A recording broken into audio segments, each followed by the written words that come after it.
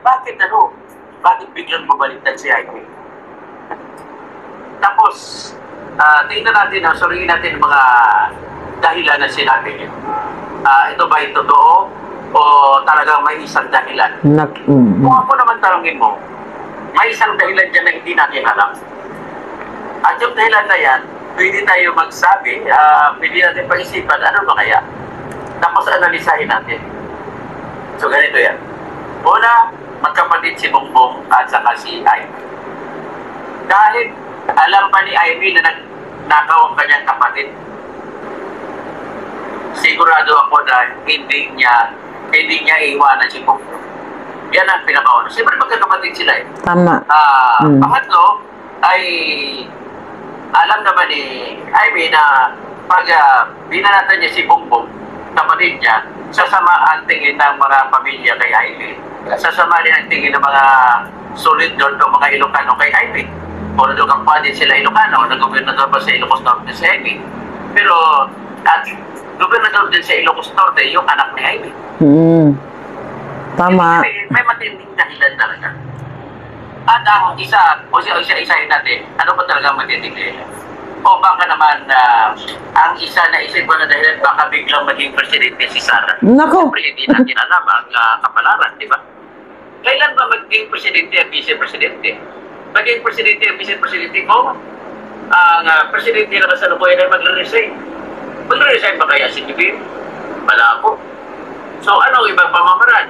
Ang ibang dahilan ay kung may sakit si BBM na hindi na siya makapan, na magiging ano na siya, unsound mind. Magiging parang kagaya nung yung mga Alzheimer's, malimutin. At kung may Alzheimer's ka, hindi ka pwede maging presidente, automatic yung vice-presidente pamasok.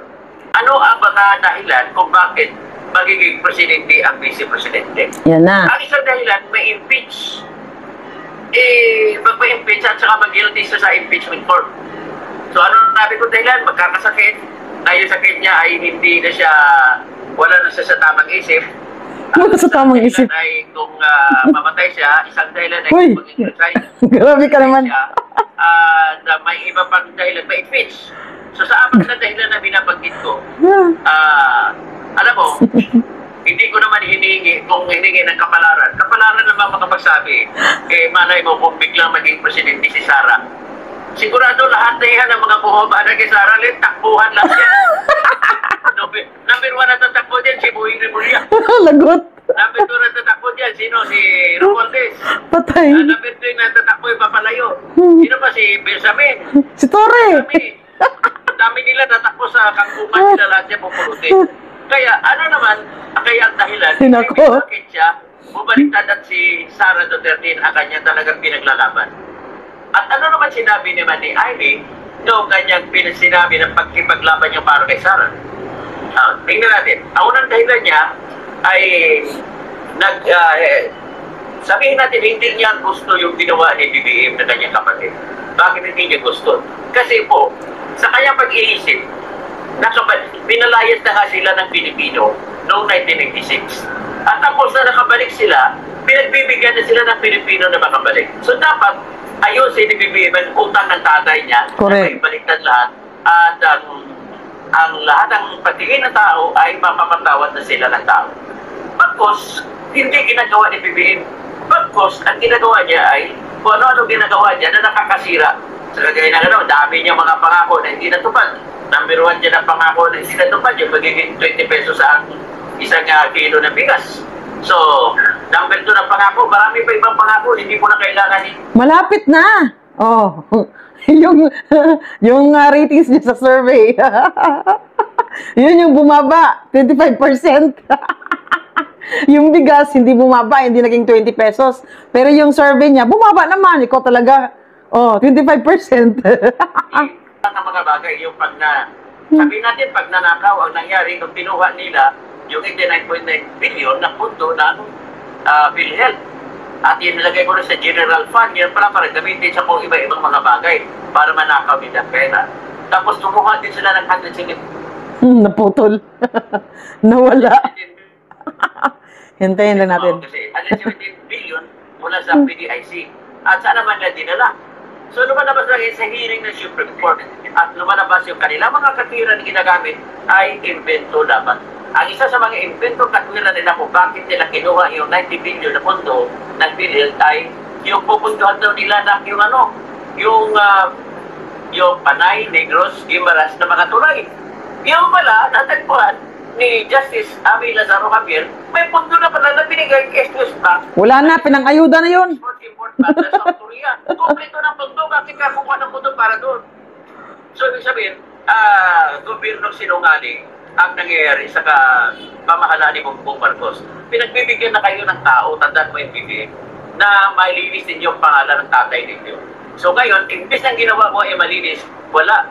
Marami kang mga pangako na binitawan na hindi natutupad. Tama. Marami kang mga sinasabi na lumalabas ay iba, kagaya niya yung PhilHealth, kinuha niyo.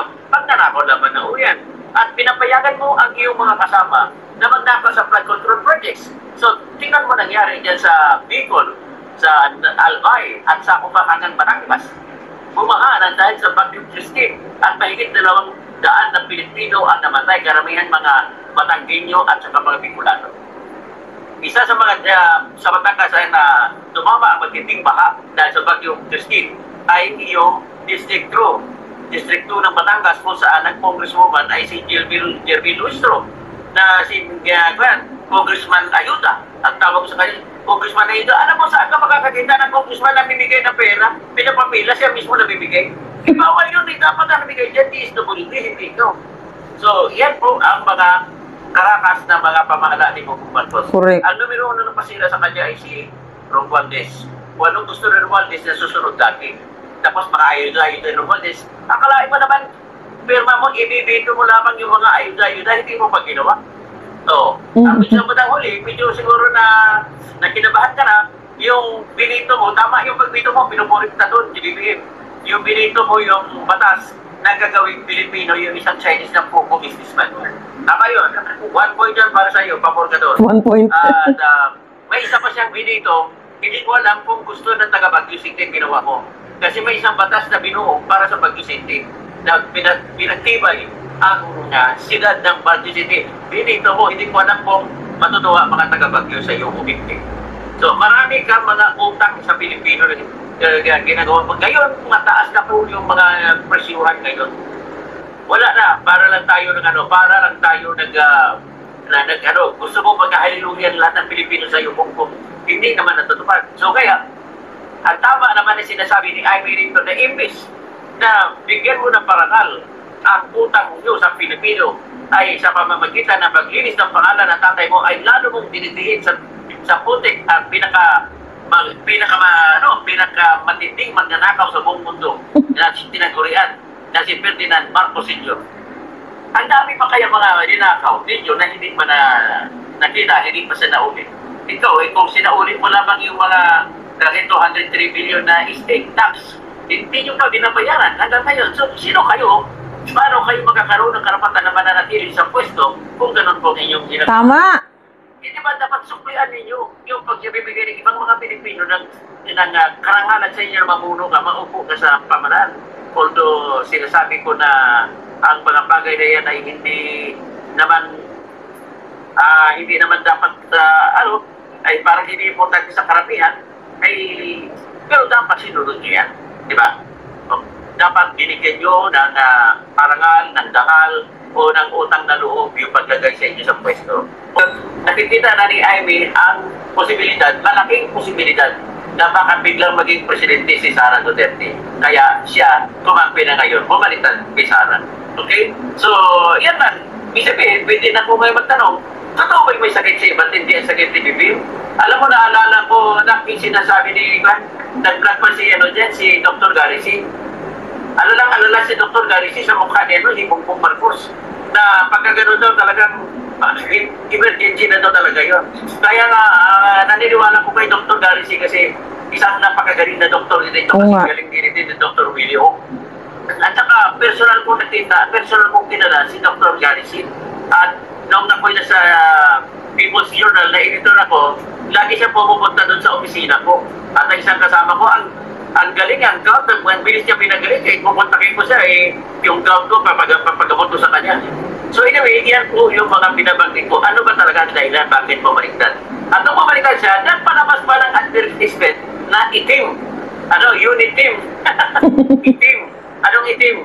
Inday, Trust, Imelda Marcos. Ivy Marcos. Oo. So ganun. Ang galing ah. Isa lang ang ibig sabihin bakit sobrang lakas ng loob ni Ivy. Yun ba ay nakakasira ng kanilang samahan sa alyansa?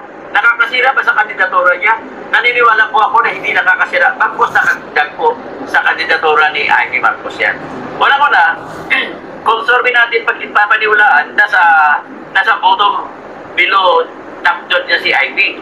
So, kumbaga, naghanap din, karapatan na maghanap ng kapalaran niya kung saan siya uhugot para manatili at mananalo mag-senador.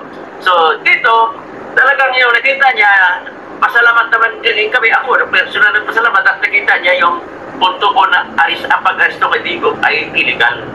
Bawal sa batas yung ginawa. Kaya, ang ginawa niya, nagpa-imbestiga siya, ayun, lumabas na ang lahat. So, ang armas naman ito ni Mr. Boy Rebullion, si Mr. First Impression siya. Ginagamit niya ang salitang first impression para depensahan ang lahat ng mga kasamaan na gusto niya gagawin. So, ganun po yan. So, ngayon, iniisip ko talaga na bantayin niyo lang sa punto naman na babasa ko mga vloggers na mga dinis ay ayaw lang kay Ivy, pero dahil si Sara nang humingi, ipuputo na lang daw nila si Ivy. So, pag ganun maramang, ang mangyari yan yung natin 12-0 sa para alyansa. Ngayon 12-0, ang nagdagdagan ng PDP ngayon eh. Kompleto sila ngayon ng 12. Si Camille Villar, si Amy. So, plus 9 na 20 na sila. 12 na. So, kaya. So, ngayon, pag sinabi mo 12-0, 12-0 pabor sa mga DDS. Yan ang mangyayari po sa ngayon. So, itong marami mga ibang mga vlogger na kunwari mga magagaling, ay hindi ko na magiging kung sino sila. Akala mo, tama sila lagi. Tinitira ko no, pag DDS ka, masama sa tingin nila. Sila wala na ibang maganda. Kundi pag tumira ka ng pag pinwestiyon mo pag-aristo ay sabihin lang na fake news ka. Sila hindi fake news. Walang kwenta na mga vlogger na nag-twist. Imbis na makatulong kayo kung anong totoo, yun dapat ng ating ipaglaban. Tama. Sa akin, totoo naman na hindi naman bigla na lang hinugot si Digong. Totoo naman si Digong, maraming kaso. Totoo naman na ako naniniwala na guilty si Digong. Pero para sa isang kriminal na bastusin mo yung process ay hindi mo ang kriminal na binabastos nyo. Correct. Ang bansa natin. Kasi ang bansa natin mismo nagbuutos lahat. Walang pera, walang pinipili. Kahit sino, guilty ka man o hindi, lahat ay may karapatan sa due process. At kung ikaw aristuhin, kailangan respetuhin mo Republic Act 436 na mabasahan ka ng Miranda rights na nagsasabi ikaw ay may karapatang manahimik at may karapatan kang kumuha ng isang abogado at kung hindi mo kaya, bibigyan ka ng bansa ng isang abogado. Binasa ni Nicolas Torre anong inaristo ni si Duterte, pero hindi niya binigyan ng abogado. Bakos pinusasan pa ng abogado. At hindi niya binigyan ng mga doktor na gusto niya. So, ibig sabihin, halata po na from the very beginning, pinagplano na nila ni Rebullion yan. Matagal na yan, mismo si Torre, umami na matagal na nilang pinplano na aristoin si Duterte. So, with that, nagawa na ninyo. So, sa panahon ninyo, hindi nyo iisip na pagbaliktad ng mundo, kayo naman na nasa ilalim, kayo naman natatapakan. Ayaw ko na sana mangyari po nito. Kaya dapat tumigil na sa panahon ni Bongbong. Dahil huwag na yung gaganti bigdador. Dapat tama na yan. Pero, sa totoo lang guys, no, itong mga Duterte, hindi ito sila gumaganti. No? Kung sakaling si VP Sara ang magiging presidente, never yan gaganti guys. Yung sinabi niya na pag si Sara ang magiging presidente, pupulutin sila sa kungkungan, hindi yan gaganti, pustahan tayo. Hindi ganyan yung ugali nila. Pero titignan lang natin kung ano ba talaga ang gagawin ni VP Sara kung sakaling siya na ang magiging presidente. So, paano na yan? Totoo nga ba na may sakit itong si PBBM at hindi na siya magtatagal? Hindi na siya abutin ng 2028? At si VP Sara na ang papalit sa kanya. Nako! Kaya pala minadali nila itong impeachment. Di ba guys?